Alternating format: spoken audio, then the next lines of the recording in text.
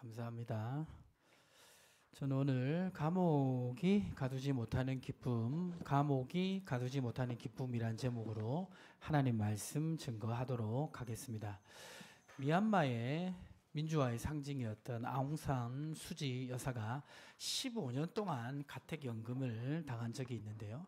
15년 동안 가택연금을 당하면서 참 힘들었는데 그 가택연금의 시간을 견딜 수 있게 해준 몇 가지가 있는데, 하나는 라디오였습니다. 라디오를 통해서 BBC 방송을 들었고요. 또 하나는 뭐였냐면 피아노였습니다. 피아노가 거의 닳을 때까지 피아노를 치면서 그 힘든 시간을 이겨냈다고 합니다. 오늘 본문에 보면 감옥에 갇혀 있는데 그 감옥에 갇힌 상황 속에서 라디오도 없고 피아노도 없는데 그 속에서 기쁨을 유지하고 있고 그 기쁨이 넘친다라고 고백하고 있는 사람이 있습니다. 그 사람의 이름은 뭐죠? 바울입니다.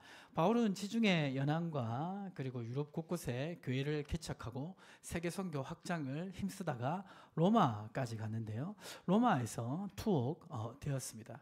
바울이 투옥되자 큰 염려가 있었습니다. 왜냐하면 바울은 그때 당시 초대교회 복음 전파의 기수였고 바울을 통해서 놀랍게 사역이 확장되고 있었습니다. 그런데 바울이 갇혔으니까 그 역동성이 지금 사라지게 됐죠. 그리고 바울이 갇힌 것을 통해서 다른 성도들도 복음 전하는 것이 위축될 그런 상황이었습니다. 그리고 바울 개인적으로도 보면 감옥에 갇히면 육체적으로 제한되고 여러 가지 어려움이 있게 됩니다. 그래서 이 감옥에 갇히는 이런 상황이 굉장히 지금 안 좋고 또 어려운 그런 순간이었습니다. 오늘 본문 여기 빌립보서 1장 13절에 보시면 같이 읽어볼까요?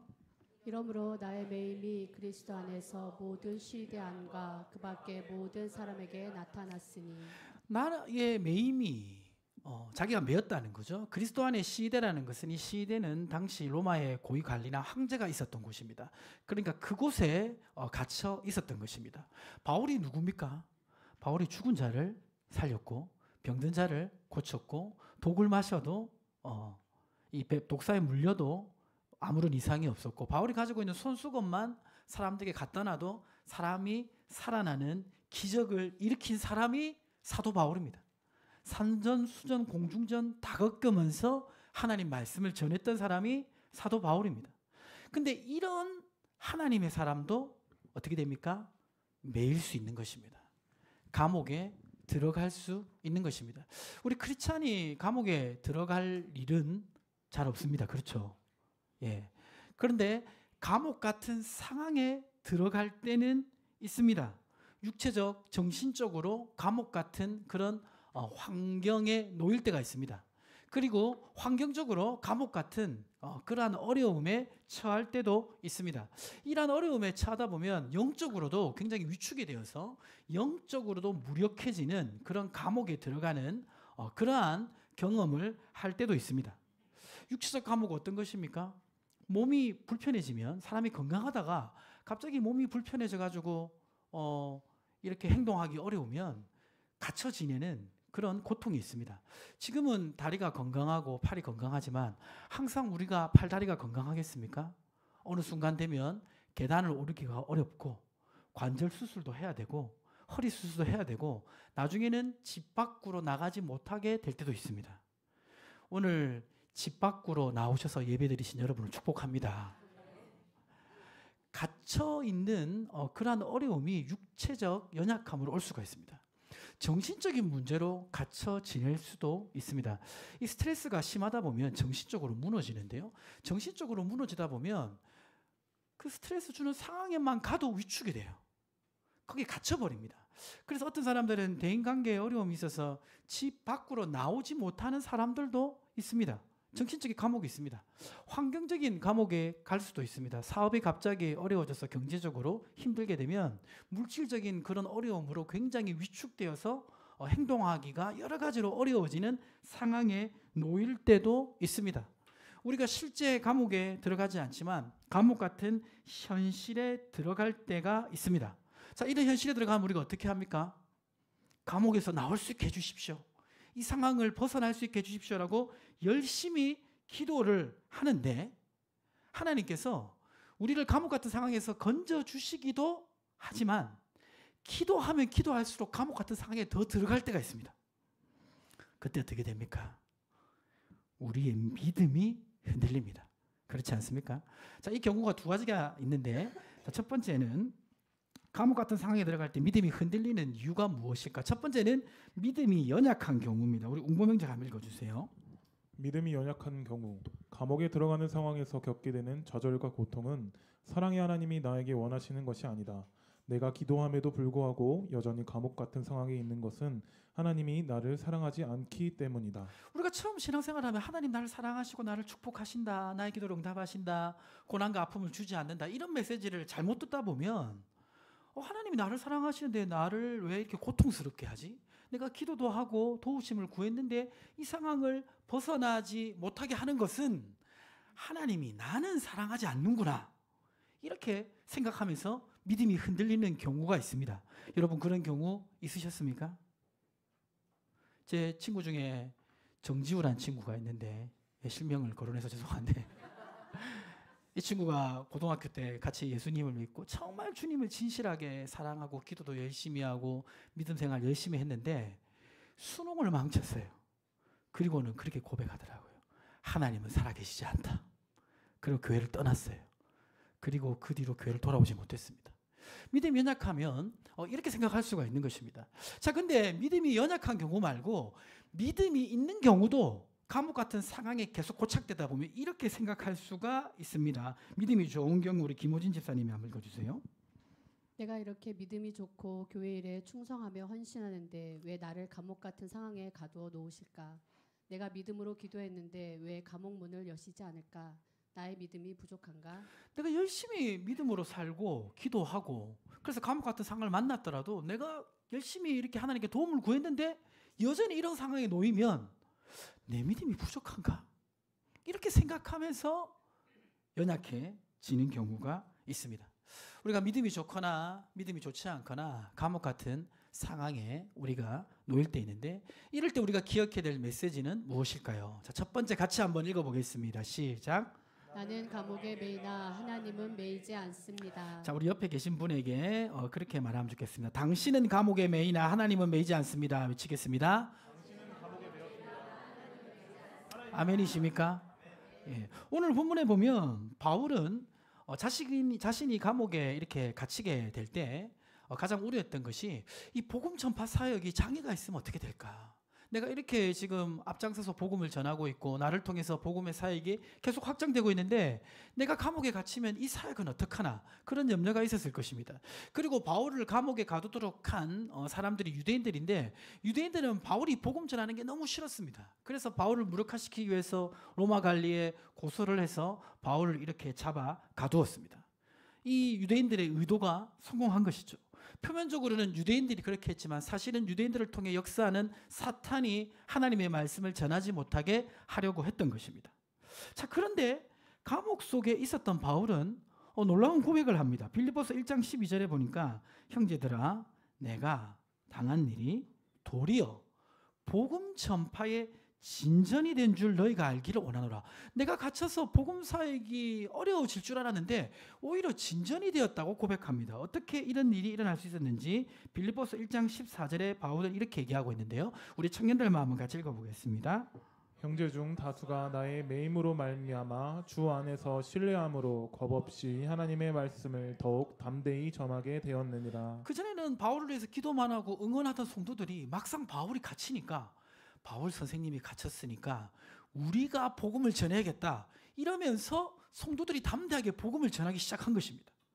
그리고 어떤 일이 일어났냐면 빌립보서 1장 15절과 17절 말씀 한 절씩 교독하면 어떤 이들은 투기와 분쟁으로 어떤 이들은 착한 뜻으로 그리스도를 전파하나니 이들은 내가 복음을 변증하기 위하여 세우심을 받은 줄 알고 사랑으로 하나. 같이 읽습니다. 그들은 나의 매임에 괴로움을 더하게 할 줄로 생각하여 순수하지 못하게 다툼으로 그리스도를 전파하느니라. 평소 바울을 사랑하고 존경하고 바울을 위해 기도하던 사람들이 바울이 복음을 전하지 못하니까 우리라도 전해야겠다 하면서 열심히 복음을 전했는데 지금 이 경우는 뭐냐면요, 바울이 워낙 뛰어난 사역자였잖아요. 그러니까 바울을 질투하는 사람들이 좀 있었어요. 바울을 경쟁자로 생각하는 그런 사람들이 있었습니다. 그러니까 바울이 감옥에 갇히니까 옳거니 이때다. 우리가 더 복음을 많이 전해서 바울보다 더 사역의 성과를 올릴 때다. 이렇게 생각하고 복음을 전하는 사람이 있었다는 거예요. 예, 그런 거 보면 참 바울 같은 사역자를 질투하는 사람들도 있는 거 보면 누군가가 나를 미워하는 것은 당연한 일일 수 있습니다. 그렇죠? 예, 내가 바울 같은 사람이 아닐지라도 이렇게 바울을 질투하는 사람들이 있었던 것이죠. 그러니까 어떻게 생각하면 바울 입장에서 보면 참 괘씸하다 이렇게 생각할 수 있잖아요. 나를 괴롭게 하려고 복음을 전해? 저거 어떡하지? 막 이러면서 괴로워할 수도 있고 괘씸해할 수도 있었는데 바울은 그렇게 생각하지 않고 빌립보서 1장 18절 말씀 같이 한번 읽어보겠습니다. 그러면 무엇이냐? 거칠어로 하나 참으로 하나 무슨 방도로 하든지 전파되는 것은 그리스도니 이로써 나는 기뻐하고 또한 기뻐하리라. 지금 바울의 시각은 뭐냐면 그 사람들이 복음을 전함으로 말미암아 복음이 전파되니까 하나님 원하시는 목적이 이루어지는 거 아니냐 이렇게 생각하고 있는 것입니다. 여기서 중요한 깨달음을 바울은 했는데 그것이 뭐냐면 디모데후서 2장 9절인데 바로 복음으로 말미암아 내가 죄인과 같이 매이는 데까지 고난을 받았으나 하나님의 말씀은 매이지 아니하리라 라는 것을 깨달았습니다. 내가 안 전해도 내가 나서지 않아도 내가 갇히니까 하나님이 이렇게 일하시네라는 것을 깨달은 것입니다. 처음 바울이 감옥에 들어갈 때 빌립보 성도들은 이렇게 생각했겠죠. 아이고 바울 선생님이 갇히면 복음을 누가 전하는가. 바울도 내가 갇히면 이제 사역은 어떡하지? 대적자들은 바울을 묶어놨으니까 이제 복음 사역은 막힐 거야.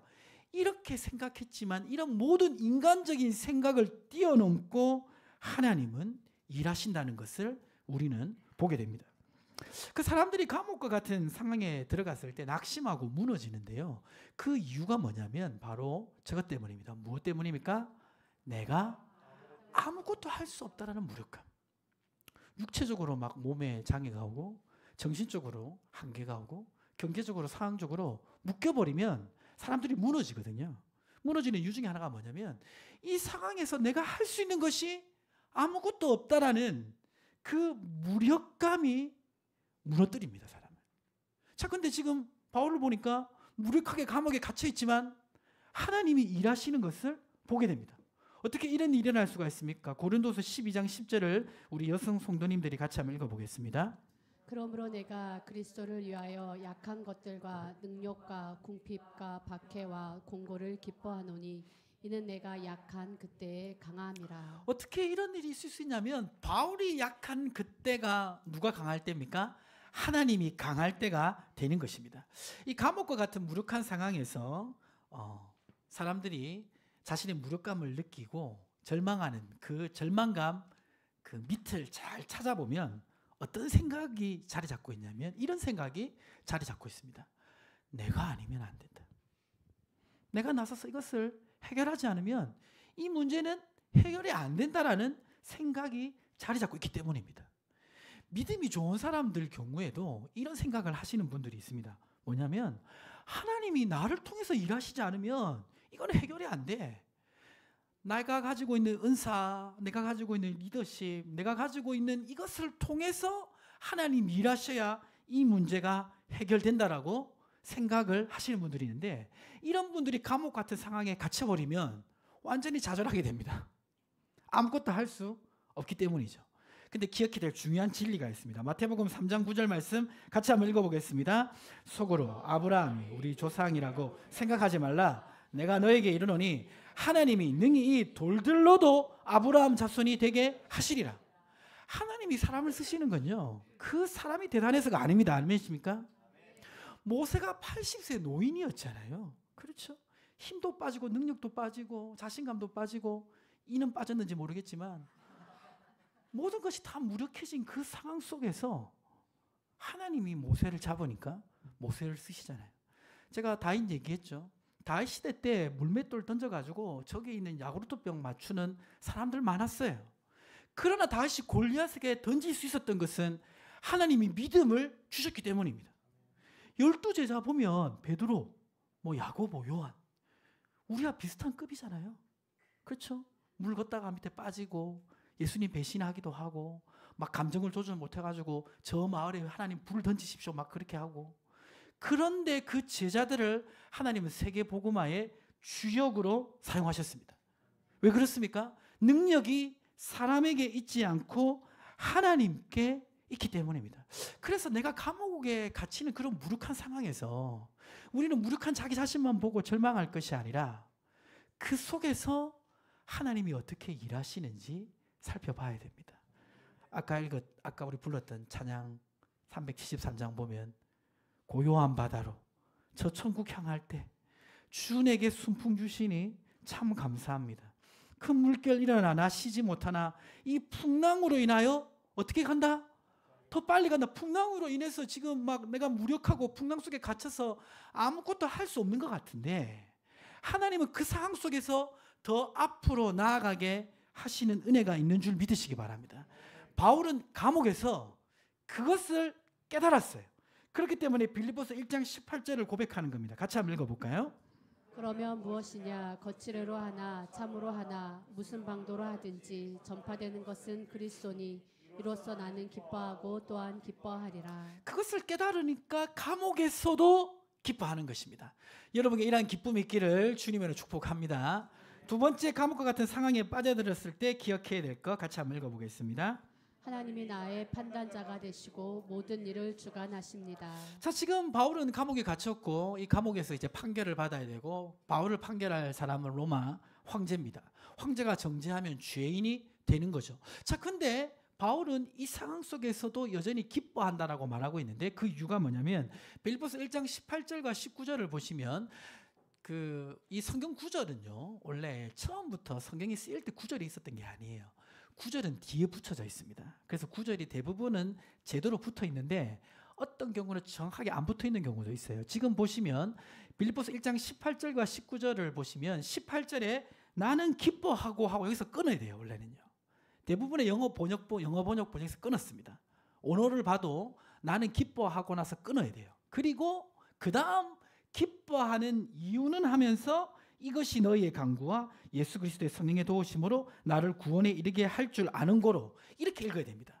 그러니까 하나는 내가 갇혀 있지만 복음이 전파되니까 내가 기뻐하고, 또 내가 기뻐하는 이유는 뭐냐면 너희들의 기도와 그리고 성령의 도우심으로 내가 어떻게 되기 때문에 구원에 이르기 때문에 기뻐한다 이 말입니다. 자, 그러면 여기서 구원이라는 것은 무엇을 의미하냐면, 여기서 구원이라는 것은 이 땅에 지금 감옥에서 바울은 이 땅의 임금에게 심판받아서 정죄받을 수 있지만 하늘의 심판장 되신 하나님께서 최종적으로 결론적으로 바울을 구원해 주신다는 의미가 있고요. 그리고 성령을 통해서 그 구원을 증거하신다라는 의미가 있습니다. 자, 이게 왜 중요하냐면 우리가 그 감옥 같은 상황에 빠져들면 어떤 마음이 드냐면 낙심하고 무너지는데, 그 첫 번째 이유가 내가 아무것도 할 수 없다는 무력감이고, 두 번째는 무엇입니까?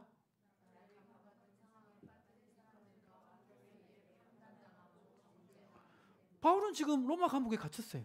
죄인입니다. 그렇죠? 죄인으로 정죄받고 그리고 죄인처럼 대우받고, 또 황제가 어떤 판결을 내리면 그 판결에 심판을 받아야 되고, 이렇게 우리가 감옥 같은 상황에 빠져들게 되면 세상 사람들은 그 상황과 환경을 보고 우리를 정죄합니다. 욥을 보시면 욥이 죄를 안 지었는데 갑자기 자녀가 죽고 부인이 떠나고 그리고 재산을 잃었습니다. 그때 친구들이 찾아와가지고 뭐라고 했습니까? 처음에는 위로하는 듯 하다가 좀 지나니까 이렇게 얘기하지 않았습니까? 네가 죄를 지었으니까 네가 병이 들었지. 친구들이 그랬어요. 네가 죄를 지었으니까 자녀들이 죽고 아내가 떠났지. 네가 죄를 지었으니까 재산을 다 잃었지. 그 상황만 보고 자기 기준에서 판단을 한 것입니다. 근데 그때 욥이 어떻게 고백합니까? 욥기 16장 19절과 20절을 우리 웅보명자가 한번 읽어주세요.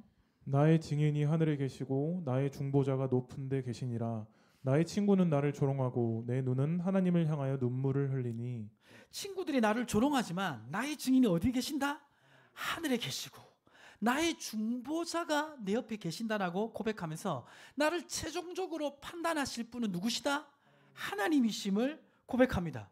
우리도 감옥 같은 상황에 갇히면요, 꼭 욥의 친구들 같은 친구들이 와요. 그래서 처음에는 막 위로를 하다가 그러다가 갑자기 가슴을 찌르는 얘기를 합니다. 몸을 제대로 관리를 못했으니까 병이 들었지. 무리하게 사업을 시작하니까 망했지. 교회 일도 적당히 해야지 지나치게 하니까 문제가 생기네. 예를 들어서 그런데 어떤 상황과 환경만 보고 감옥 같은 상황에 빠져든 나를 판단하고 정죄합니다. 그럼 그게 굉장히 힘들어요. 거기에 무너질 수도 있습니다. 근데 그때도 우리가 기억해야 될 것은 무엇입니까? 시편 17편 2절 말씀입니다. 같이 한번 읽어볼까요? 주께서 나를 판단하시며 주의 눈으로 공평함을 살피소서. 누가 판단한다? 주님이 판단한다. 이 모든 상황의 최종 선고는 누가 하신다? 하나님이 하신다. 그 믿음이 있어야 됩니다. 주님이 이렇게 우리를 판단하신다는 믿음은 어떤 믿음으로 이어지냐면 주님이 모든 일을 주관하신다는 믿음으로 이어집니다. 하나님이 재판장이시고 하나님이 주권자시지 않습니까? 그렇죠? 주님이 판단하시면 그 판단대로 되어지는 줄 믿으시기 바랍니다. 지금 감옥에 갇혀 있을 때 인간적으로 생각하면 로마 임금이 판단하면 죽을 수도 있고 형을 더 살 수도 있고 세상 법정에서 모든 것이 이루어지는 것 같지만 이 모든 것을 최종적으로 판단하시는 분은 누구다? 하나님이시고 하나님이 판단하시니까 모든 것을 누가 주관하십니까?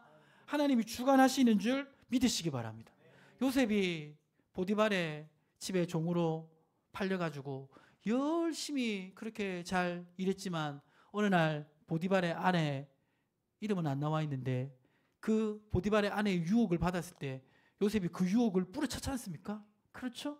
그런데 이 보디발의 아내가 거짓으로 고발을 해가지고 그 고발 때문에 억울하게 감옥에 들어갔습니다. 근데 그 감옥에 생활을 할 때 요셉이 어느 날 바로의 술 맡은 간원장을 만나게 되고 그 술 맡은 간원장의 꿈을 해석해 주게 되는데요. 그때 내용을 보시면 창세기 40장 14절과 15절 보시면 한 절씩 교독하겠습니다. 당신이 잘 되시거든 나를 생각하고 내게 은혜를 베풀어서 내 사정을 바로에게 아뢰어 이 집에서 나를 건져 주소서. 나는 히브리 땅에서 끌려온 자여 여기서도 옥에 갇힐 일은 행하지 아니하였나이다. 요셉이 그 꿈을 해석해 주면서 나는 아무런 죄가 없습니다. 나중에 당신이 복권되고 나면 그 바로에게 가고 나면 나를 여기서 건져 주십시오라고 잘 부탁합니다. 그러니까 나의 이 사정을 바로의 술 맡은 관원장이 잘 헤아려 주시고 이렇게 도와주셔서 거기서 나갈 수 있게 해달라고 한 것입니다. 많은 분들이 감옥 같은 상황에 빠져들게 되면 사람들에게서 이런 도움을 구해요. 그리고 사람들이 나를 제대로 판단해 주기를 원합니다.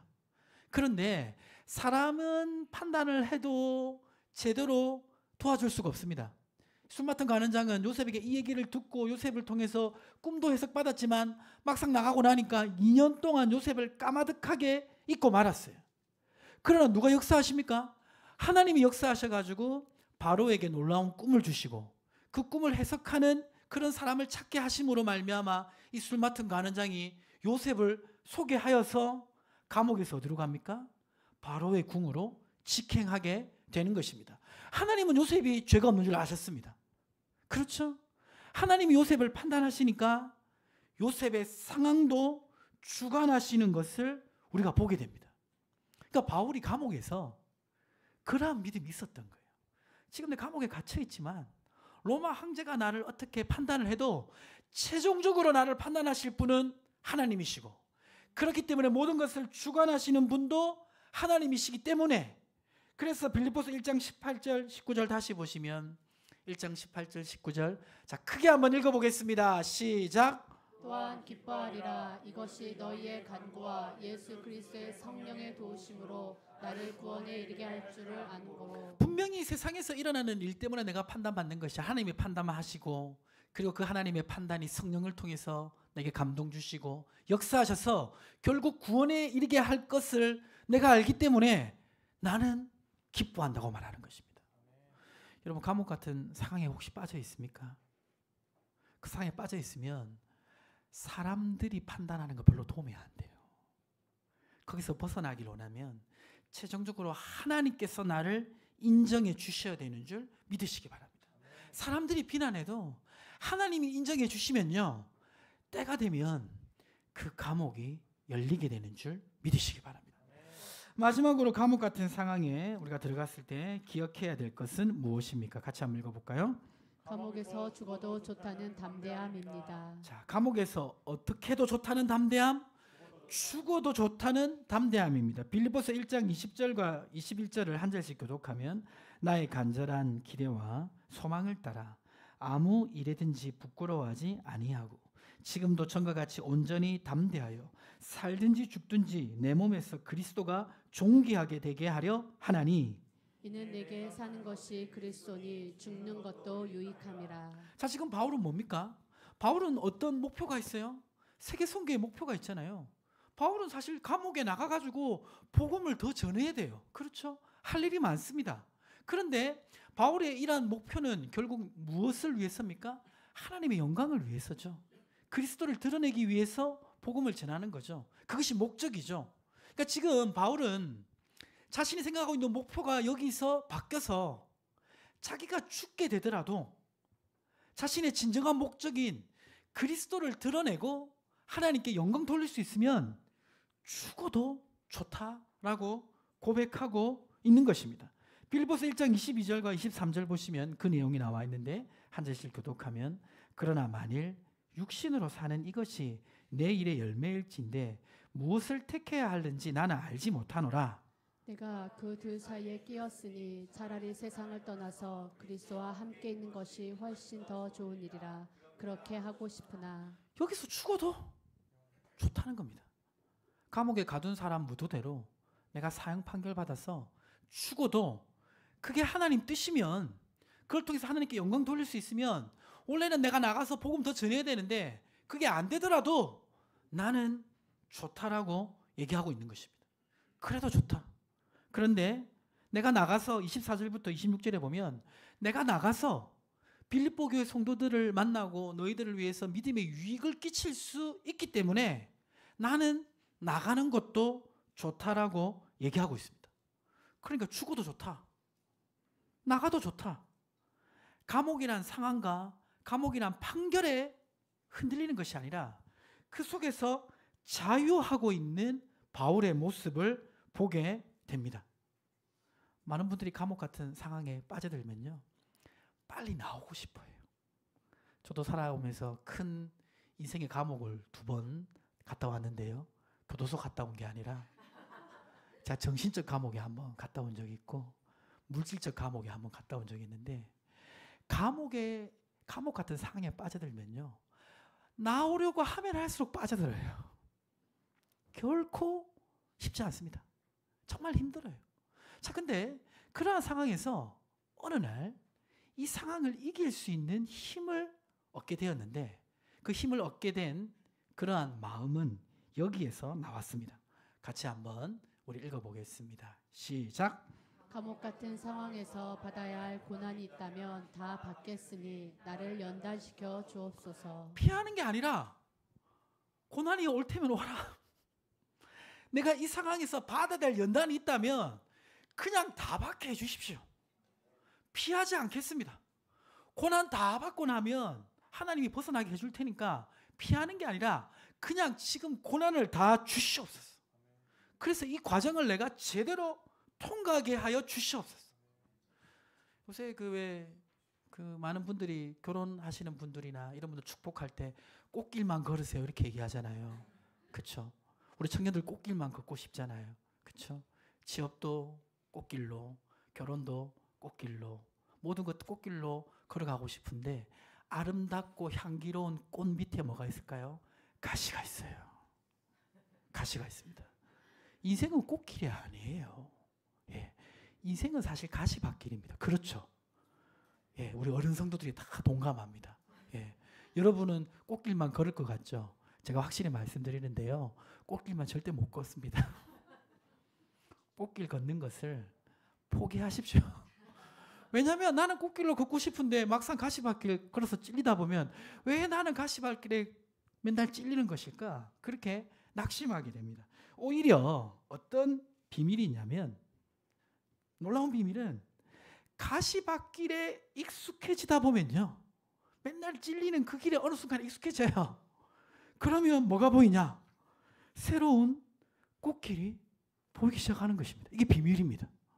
그래서 여러분, 가시밭길에 익숙해져야 되는데, 가시밭길에 익숙해지려면 어떤 담대함이 필요하냐면, 하나님이 이 감옥에서 건져주시지 않아도 나는 하나님을 찬양하겠다는 담대함이 있어야 됩니다. 아멘이십니까? 왜 이런 담대함이 필요하냐면, 이러한 담대함이 없으면 감옥 같은 상황을 견딜 수가 없어요. 그리고 놀라운 비밀은, 이러한 담대함이 있으면 무엇이 없어진다? 연단받을 이유가 없어져요. 이게 중요합니다. 피하려고 하시면 안 돼요. 바울처럼, 그래, 죽으면 죽어서 영광 돌리고, 그래, 살면 살아서 영광 돌리고, 그 마음으로 무장하다 보면요, 그러면 감옥에서 나오는 길이 보이게 되는 줄 믿으시기 바랍니다. 히브리서 10장 33절과 35절 말씀 이렇게 말하고 있습니다. 한 절씩 교독하겠습니다. 혹은 비방과 한난으로서 사람에게 구경거리가 되고, 혹은 이런 형편에 있는 자들과 사귀는 자가 되었으니, 너희가 갇힌 자를 동정하고 너희 소유를 빼앗는 것도 기쁘게 당한 것은 더 낫고 영광한 소유가 있는 줄 알미라. 35절 같이 읽어볼까요? 그러므로 너희 담대함을 버리지 말라. 이것이 큰 상을 얻게 하느니라. 이 담대함을 가질 때 감옥 속에서도 기쁨을 유지할 수 있고 승리할 수 있다는 것을 기억하시기 바랍니다. 성도들의 삶 속에서도 감옥에 갇히는 현실을 피하고 싶지만, 바울이 감옥에 갇히는 것처럼 우리도 때로는 그러한 상황에 놓일 때가 있습니다. 그러나 그때도 기억해야 될 것은 무엇입니까? 나는 감옥에 매이나 하나님은 매이지 않습니다. 하나님이 나의 판단자가 되시고 모든 일을 주관하십니다. 감옥에도